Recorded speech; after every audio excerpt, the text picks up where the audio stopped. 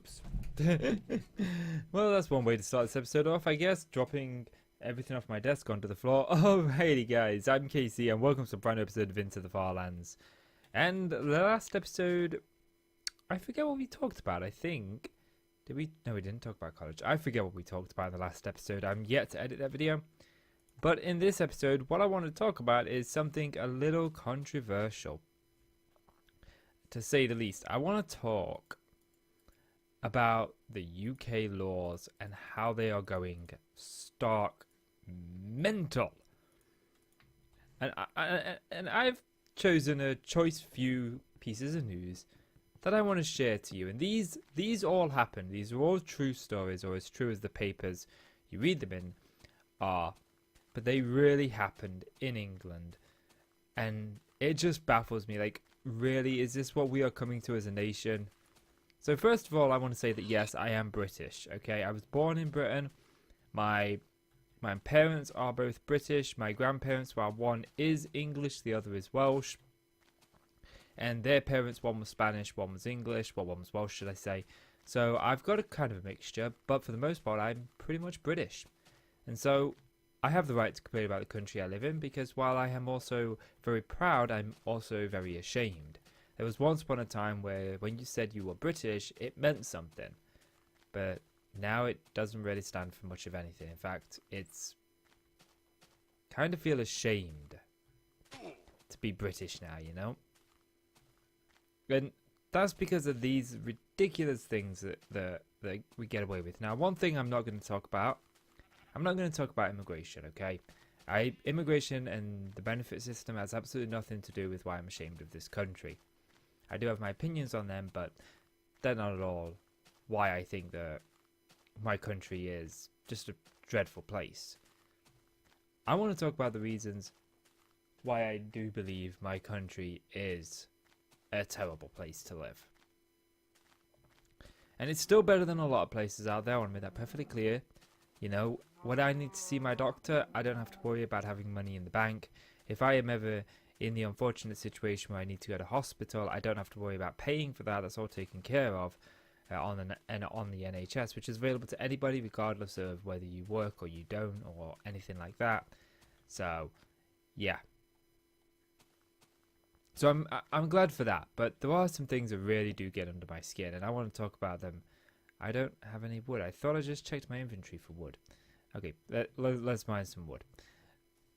So the first thing that I want to talk about is I want to talk about two neighbors. And this, I promise you, this happened, okay? This is a real story, okay? This actually happened.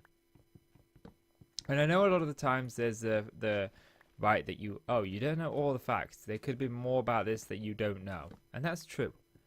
There could be more that I don't know.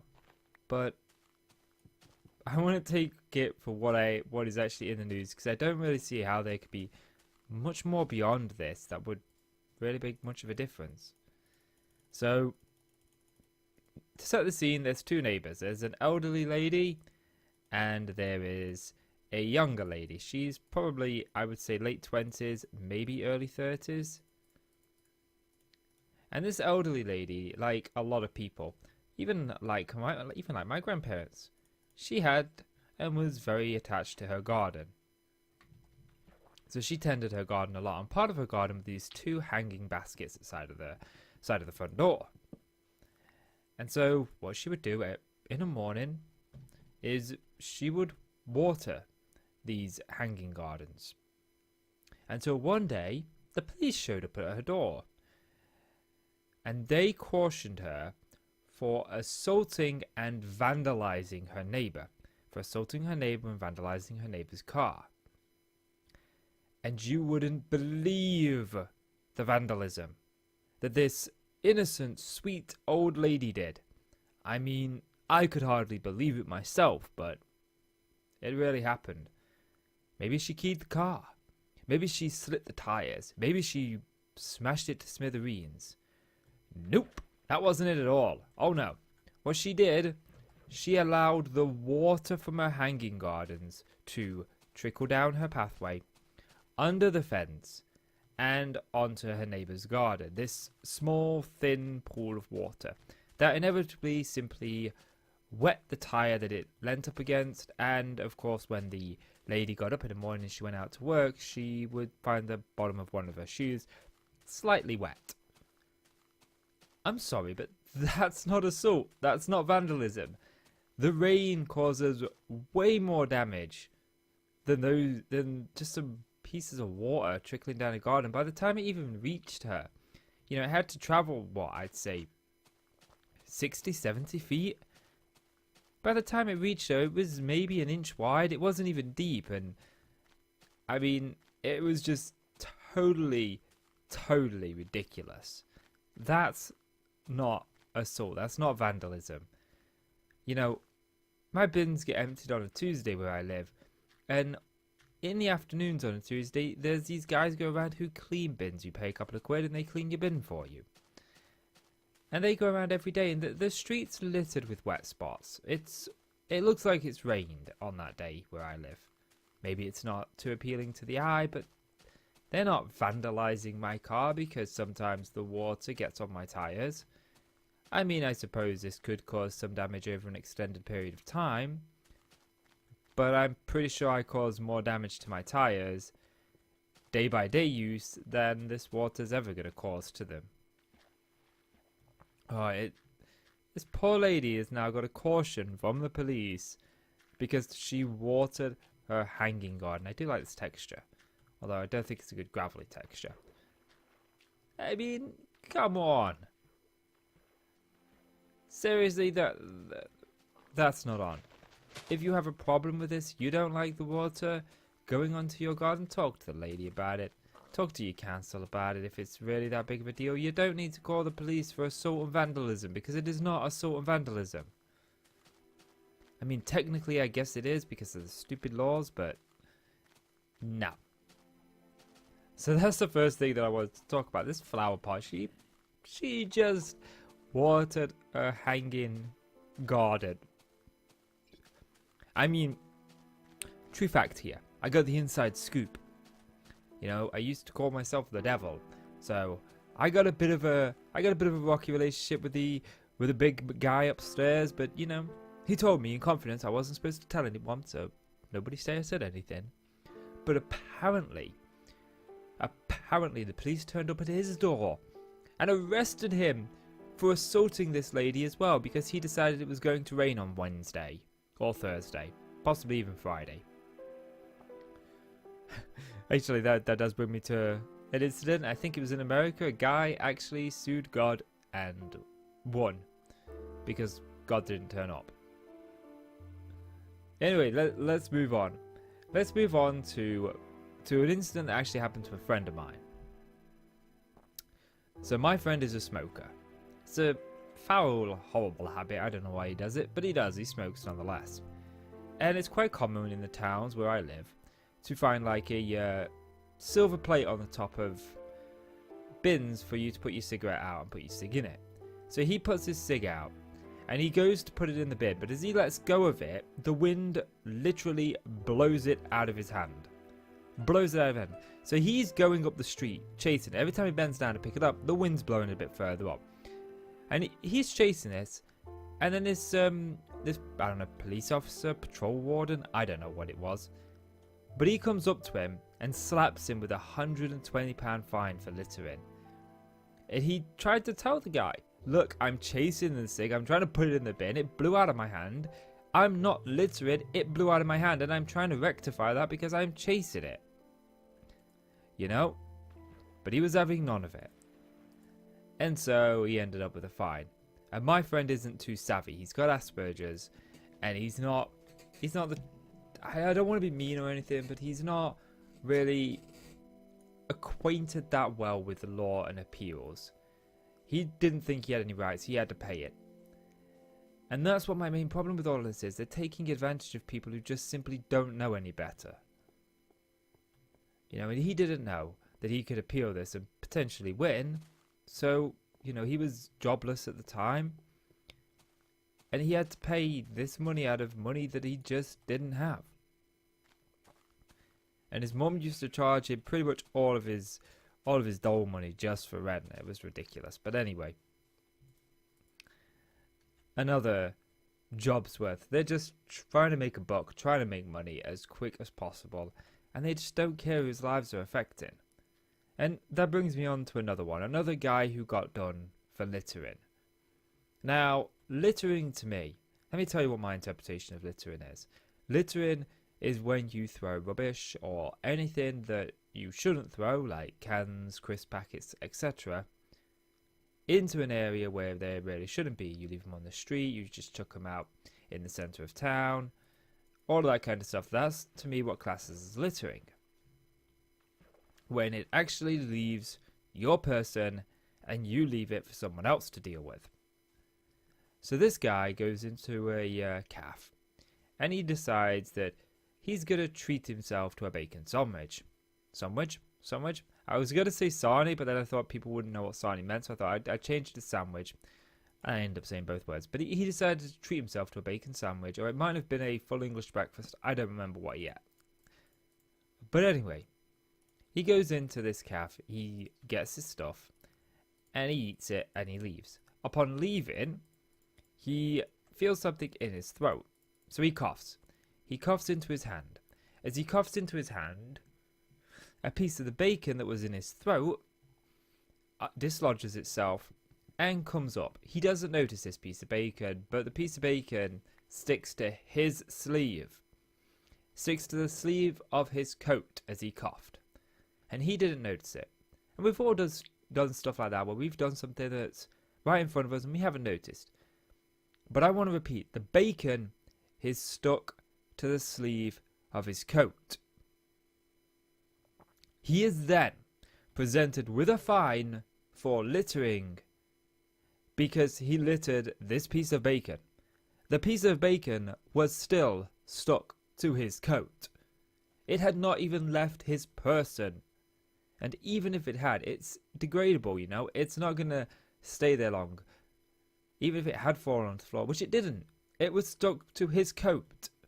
And he was slapped with a fine for this.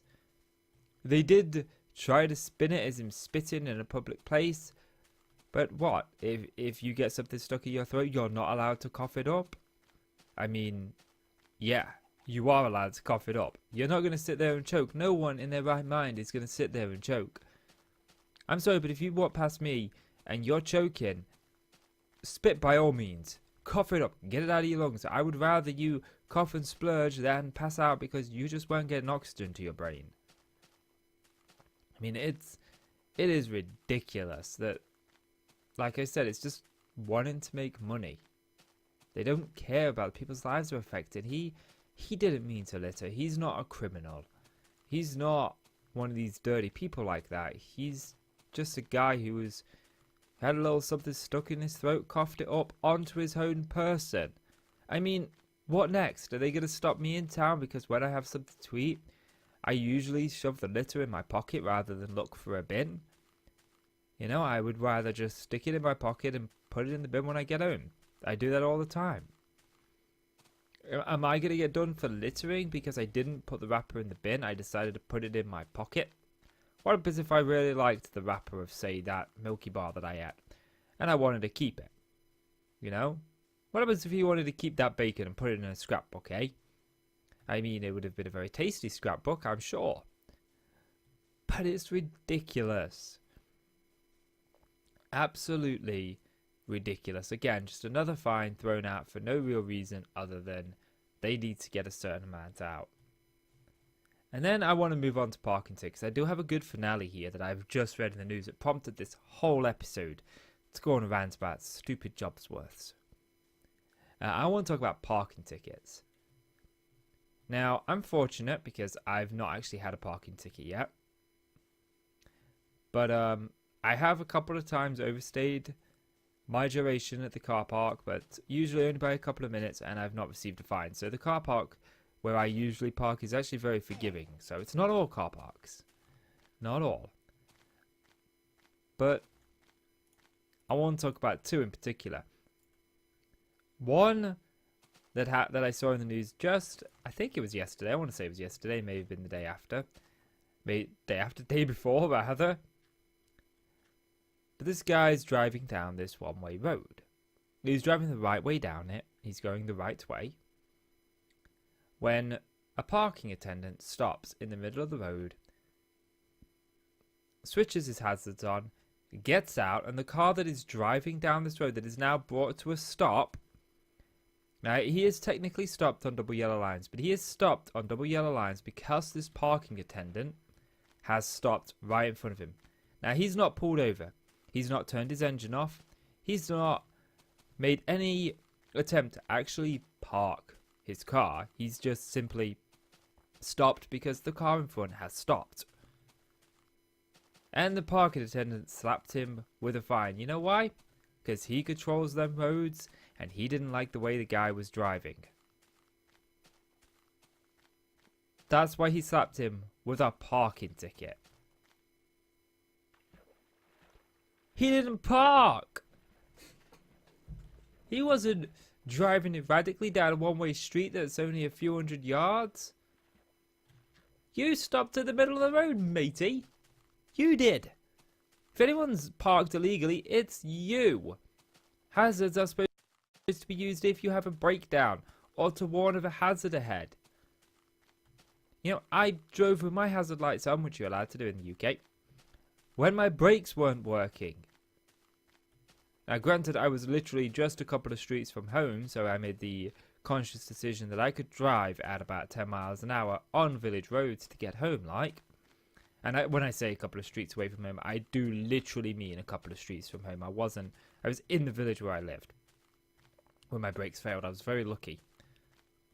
But anyway, he's not parked. You, however, sir, are, because you've got your hazards on and you're not broken down and you've got no reason to put your hazards on.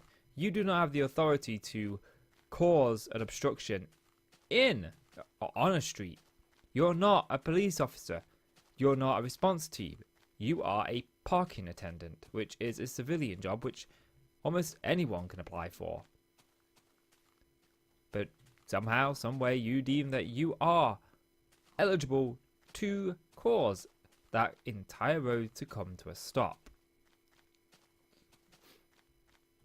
It bewilders me.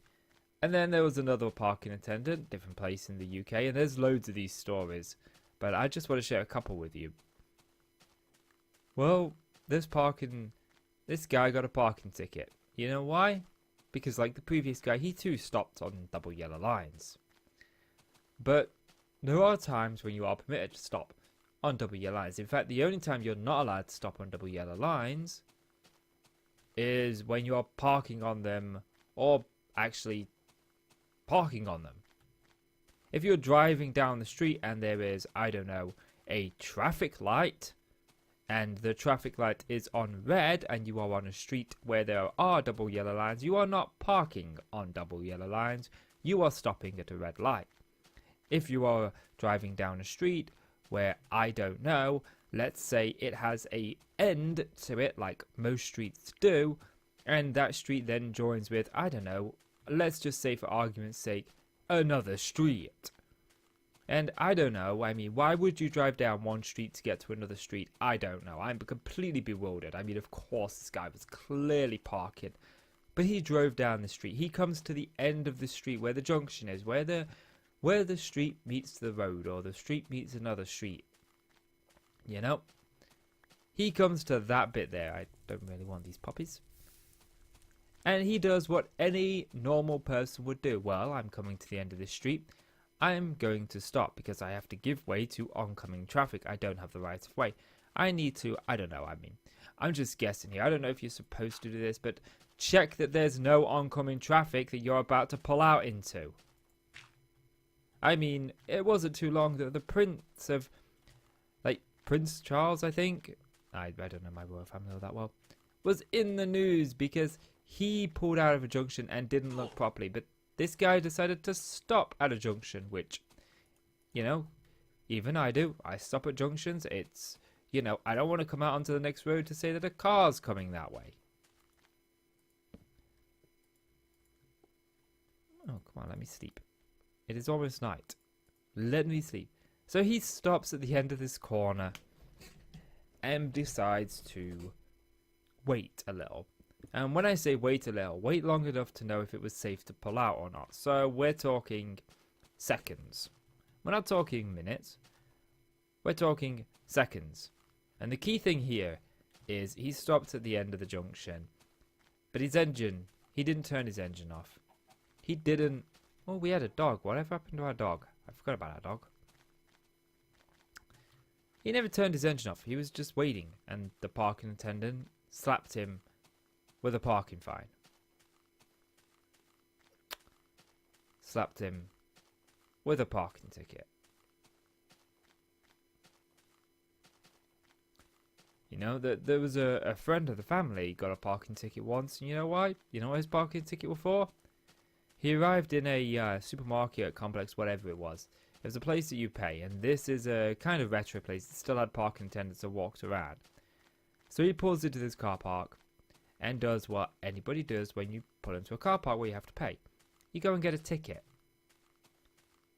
And in the time it took him to get out of his car, walk to the ticket machine, purchase the ticket and walk back, the parking attendant had slapped a fine on him.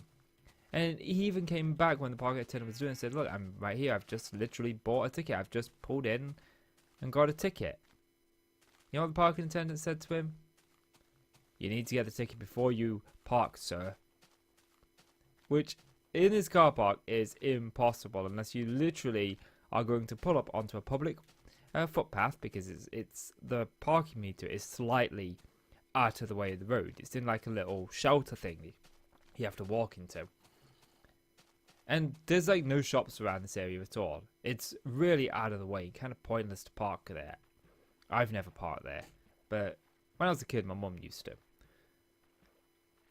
So there was nowhere else for him to go. The only place in walking distance, really, where he could see his car was a bunch of houses and this little, like, I don't know, it's like a conservatory, I don't know, it's like a little patio with a...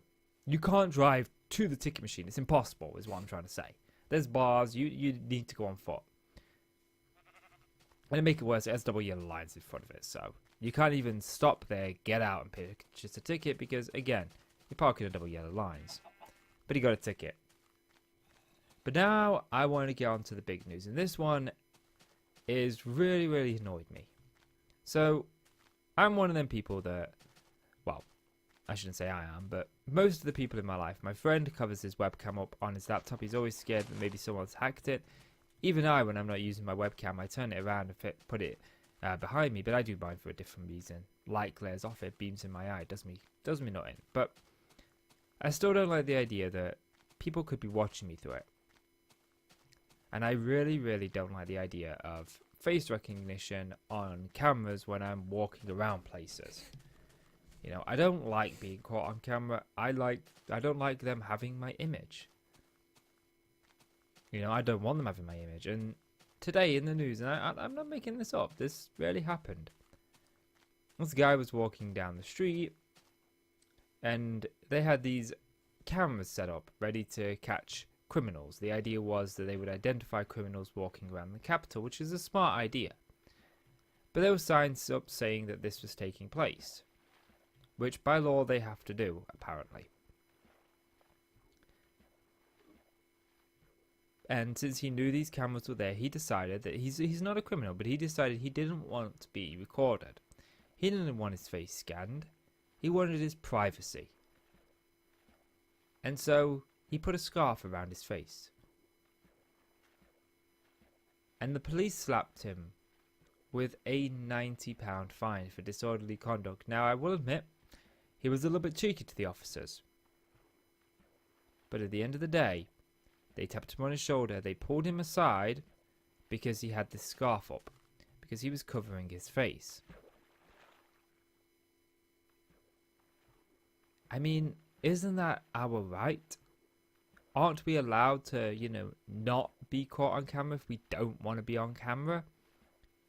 I mean, if I'm robbing a store, I put a camera up and catch me on it by all means, because then I'm performing criminal intent. I've got criminal intent in me to rob you.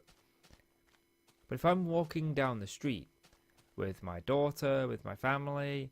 I don't want them being recorded. I don't want my daughter being recorded.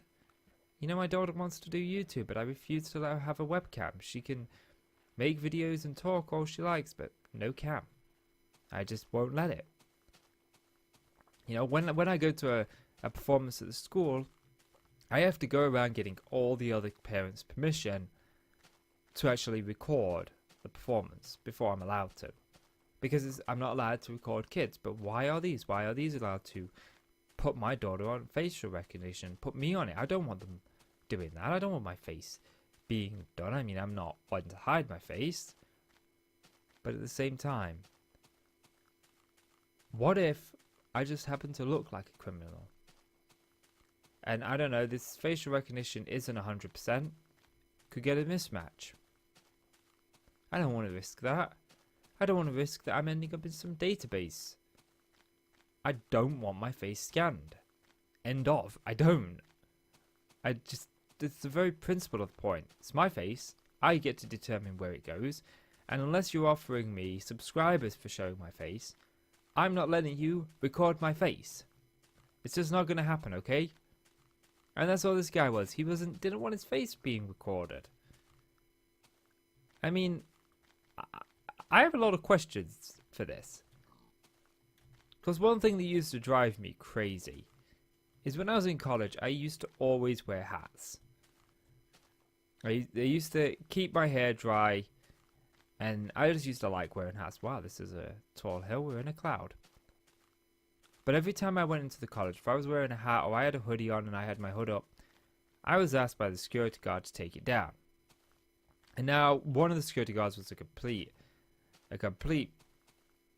idiot, we'll call him, for lack of a better word. But the other one was really good. In fact, my wife used to call him Grandad. He wasn't her granddad, but she always called him Grandad. And he was always funny. And I asked him one day, like, how come we have to take our hoodies down? And he just turned around and said, it's a security measure. We don't know who's underneath them. But yeah, there was a lot of people wearing burqas, and all you can see is their eyes. Now, I've got nothing against people from other countries. I really don't. My next door neighbours are Russian. Most of the shops in my village are run by people from Pakistan or Afghanistan or that part of the world. You know, and it's amazing how some of them wear turbans and are very religious, whereas the others are still very religious, but they don't wear turbans and that. You know, one of the ladies wants to cut her hair short because it's just too much hassle, but it's against her religion, so she can't. You know? But she dresses like us British folk. But it's just amazing how many adaptations of that religion there is. But this isn't about religion, but this is just about the idea that I want to know if the police stopped people who were wearing them. You know, who were wearing these face masks, these burqas. You know, because at the same time, I've got no problem with this. Your religion, do what you like. But if you're going to fine a man £90 for not being on it, you could just wear one of those and pass yourself off as anybody. And I don't have a problem, like I said, I don't have a problem with other religions. I don't really have a problem with anybody, to be honest with you. But I do feel very, very insecure when I'm around people wearing burqas, because I don't know who's underneath it. I genuinely don't. And that's like a real world problem. I don't know who you are underneath it. You could be anybody. And if you're gonna make me take my hood down, if you're gonna make me take my hats off, then surely they are a security risk too. Because you know who I am with a hat on. You know clearly who I am with a hat and a hoodie on. You know, my entire face is visible. But don't know who you are. And so if he was fined £90 for wearing his hat and wearing his scarf, and now I also want to add that it was also a very cold day as well. Now, he openly admitted that he pulled his scarf up and his hat down because he didn't want it to be scanned by this facial recognition. But it was a very cold day, according to him. Now, it's been quite warm in England, but aside from that, what if he was cold? I mean, when I go out and I'm cold, I wrap a scarf all the way up to my nose, and I always put a hat on. I always keep myself warm. I hate being cold. I even have a heater for my office here that costs a fortune in electric to run. I pay a lot in electric to run it. But I would rather pay the money to keep my room warm than be cold. I don't want to be cold. I just don't. It's not a very nice thing. So I have all these hats and these bandana scarves and all sorts of little cheap tricks to keep me warm. And what happens if I'm just walking down there? Are you going to slap me with an £80 fine because I'm cold? I mean, that is just ridiculous. I'm allowed to be warm. Oh, that didn't work out according to plan, did it? I'm allowed to be warm. And you don't have the right, you do not have the right to take my face and use it as you see fit, or to even scan it without my permission. It's my face. I was born with this sexy face. I mean, I understand that you could be very envious of my looks. I mean, I am a very good looking youth. I mean, ladies, I am available. Just saying. I mean, Avril Lavigne, if you're watching this video, call me. Maybe. But yeah. They're just a few of the laws that has gone absolutely crazy here in the UK. They're absolutely ridiculous. And I kind of hope you enjoyed these stories. If you did, maybe I'll do another episode like this and we'll talk about some of these stories, some more of these stories. I could always find some more. Some of them I found amusing, like the flower pot one with the hanging gardens. That's not assault. That's not assault.